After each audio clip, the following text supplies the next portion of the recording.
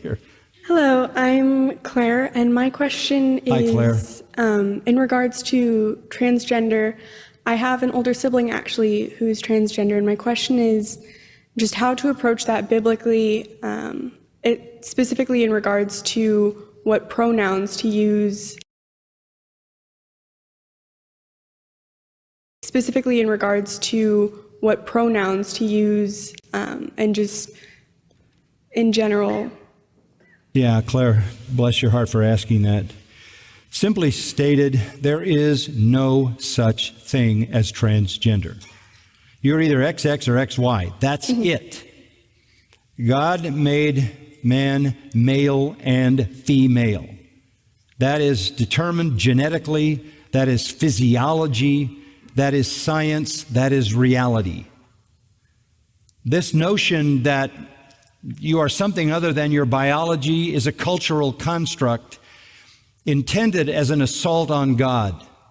Now, your sibling may not see it that way, but that's what it's all about.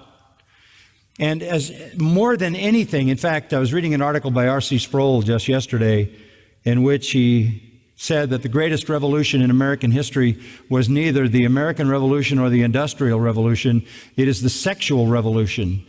This has become the most far-reaching, damaging of all revolutions that's ever occurred in this country or any other. The problem with buying into this is it is a kind of personal suicide. It is literally the end of your existence in the way that God designed you.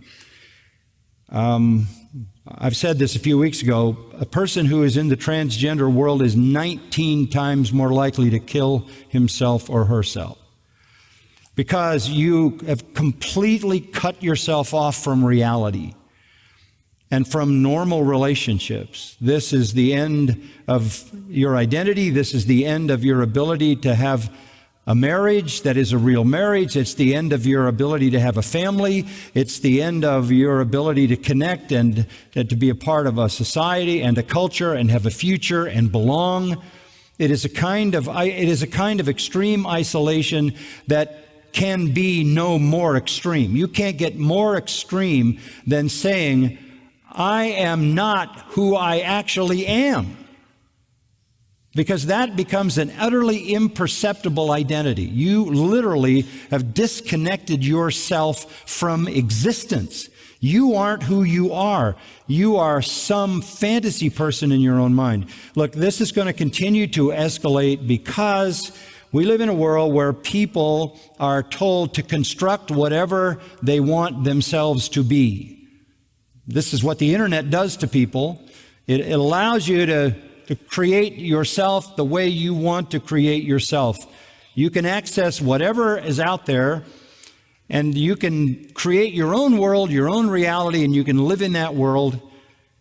The isolation of this particular aspect of it is so sad and so tragic.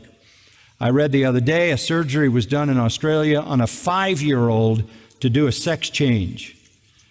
These kinds of parents ought to be imprisoned, who would lead a 5-year-old, and what kind of doctor would ever do that in a hospital in Australia?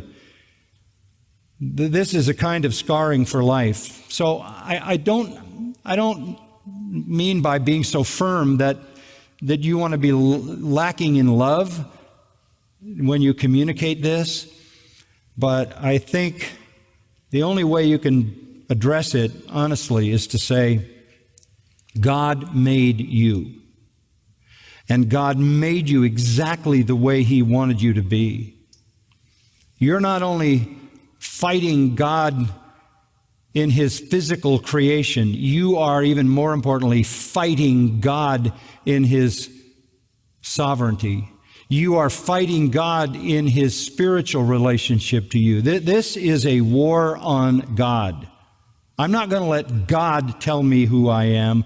I'm not going to let God define me. I'm going to be my own God. I'm going to define myself.